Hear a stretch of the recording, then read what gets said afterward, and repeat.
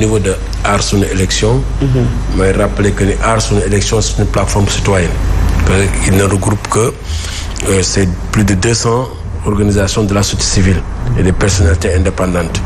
Et que Sunu Action, c'est une action purement citoyenne et qui vise à ce que nous respections le calendrier électoral. Donc c'est ça. Maintenant, li nga wax ni ay propositions là. Je pense qu'ils ont fait des propositions. li naan un débat entre copains. Ah oui, c'est un débat entre copains. Non, c'est un débat entre copains. Mais il y avait des recalés, il y avait également oui, mais il y avait des recalés, il y avait également ñoo xamante ne ñu jàll lañu comme Amadou Ba, comme Boun Abdallah Dionne. Non, mais d'autres acteurs de la société, des religieux aussi. C'est toujours un débat entre copains. Parce que moo tax li ñu fa tënk yëpp amul benn valeur juridique dana waxtaan faire des propositions mais loolu lépp il y a deux choses li ñu lié mooy que ni ñu xaar le décret du président et ñu xaar le conseil constitutionnel parce que en réalité c'est le conseil constitutionnel qui a le dernier mot donc li ñu fa defoon xam nga parax la noonu jël décret annulé le décret configure corps électoral. Def procédure d'urgence voter loi pour reporter les élections mais ba mu demee ci conseil constitutionnel dañ boole yëpp sànni géej donc date bi aussi ay propositions la ñu def ça va revenir aussi au niveau du conseil constitutionnel qui a le dernier mot. Maintenant moo tax ma ni c'est un débat entre amis parce que pour man ce débat-là pour ñun au niveau de Aar ne devait même pas ce débat avoir lieu parce que conseil constitutionnel li mu wax président li mu wax président Macky lu leer la. dafa ni que j'aimerais inviter nga def ay concertation avec l'autorité les compétentes. mais ña fa nekkoon est-ce que ay autorité compétente lañu nan waxante dëgg c'est que ña fa nekkoon ñëpp est-ce que ay autorité compétente lañu kenn du ci autorité compétente. donc l'autorité compétente xam nañ ko mais consensus dafa baax nag Malick. mais xam nga Fatou parce que mbir yi tamit toll na foo xam ne jaxasoo boo xam ne ñu am consensus entre les acteurs aussi bonul loolu. mais consensus day lalu ci dëgg.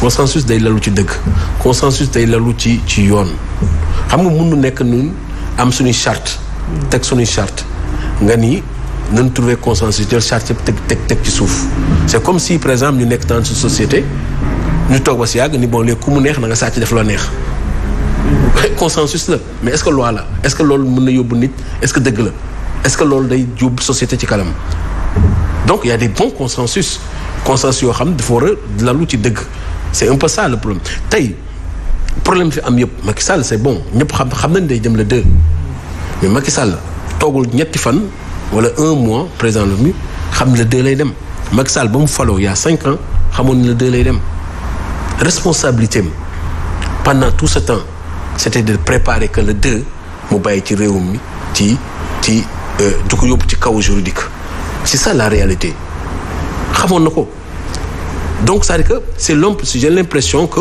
il faut tout dañuy def lépp pour rouvrir ce pays dans un chaos juridique ou constitutionnel parce que xam nañ le 2 lay dem mais soo xamee le 2 lay dem te lenn la que moom lu war a bàyyi ci en pôle de postérité c'est d'organiser les élections parce que amul beneen moyen boo xam di woon may na ko wala moom en tant que auteur politique may na ko pour mu mën a def passation de pouvoir di mën mooy organiser les élections te il avait tout le temps de l'organiser maintenant ça c'est notre en tant que rôle le Aar citoyen c'est que on interpelle toute la classe politique qui est aussi responsable. Ah oui.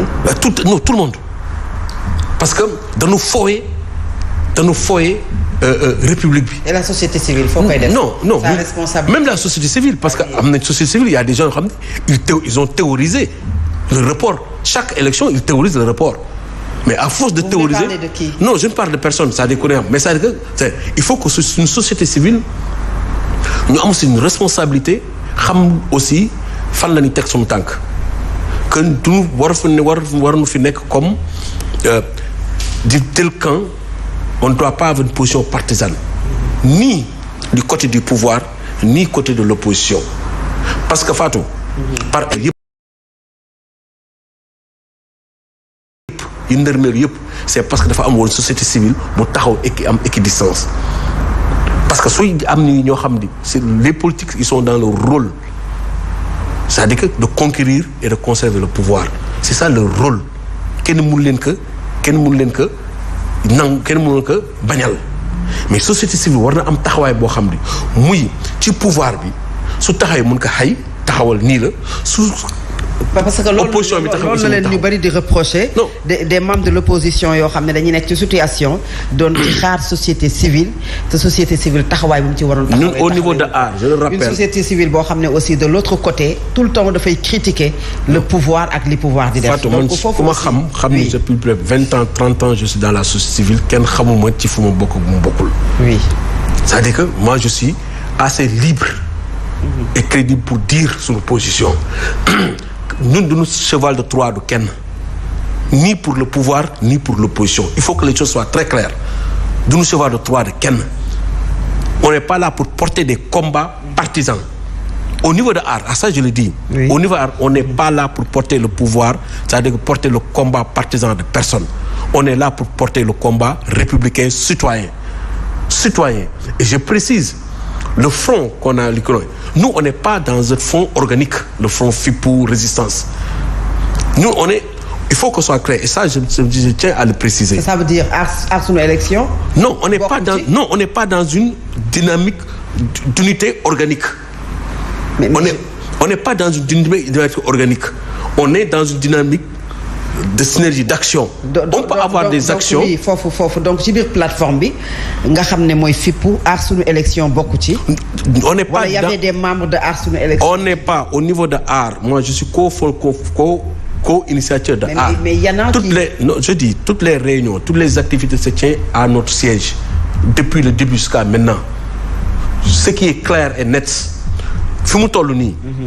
Il faut une synergie d'action parce que am na un dénominateur commun c'est de faire tout sorte que élection yi mën a am que ñu respecter le calendrier républicain il y aura des jonctions au niveau de certaines activités de certaines actions yoo xam c'est phare mais quant à aller dans une unité organique nous ne sommes pas dans une unité organique. Mais en quoi ça vous dérange puisque yéen a bokk même combat? Non xam nga moo tax c'est ça que tu nous reprochais tout à l'heure xam nga yaa ngi reproché léegi tout à l'heure. Oui, mais les principes je veux dire. Parce que du bu boobaa que da ngeen a faral opposition wala da ngeen a faral pouvoir mais ci ay principes la parce que yéen bokk ngeen ci ñu njëkk a porter le combat. Mais effectivement sur le respect du calendrier électoral républicain. C'est pour ça qu'on est moo tax ñu ne on est à l'aise. On est à l'aise de dire d'avoir une position citoyenne un combat citoyen et de le porter. C'est ça. xam nga léegi yaa ngi reproché ni dana war a fal fii dana war a fal fii parce que c'est ça le problème il faut que ñu am société il faut que mu réinventé wu. il faut que la société bi am benn taxawaay boo xam ni dootul warul nekk ay taxawaay aussi partisan parce que partisan c'est pas du côté du pouvoir du côté de l'opposition il faut que ñu am suñu propre agenda suñu propre dynamique pour que su amee su amoon société boo xam ni crédible taxaw na su nee toog ñëpp a ñëw parce que c'est un combat citoyen c'est pas un combat politique ça doit être un combat citoyen donc muy société civile warul làqatu ci ay politique pour naan dañuy mobiliser politique aussi warul làqatu ci politique pour citoyen pour mobiliser. Dans le F24 il y a des membres de la société civile. C'est leur responsabilité. Moi je parle de art. Je pense que oui loolu leer na maa ngi la doon wax ne matériellement techniquement est-ce que élection présidentielle yi mën nañ ko amal le 2 avril te yéen a ngi persister que ne le 2 juin moom kenn xalaatul pour ñu dem ci élection. Non xam nga li président Macky Sall am na sañ-sañ am na matériellement moi je dis organisationnellement l'administration elle est prête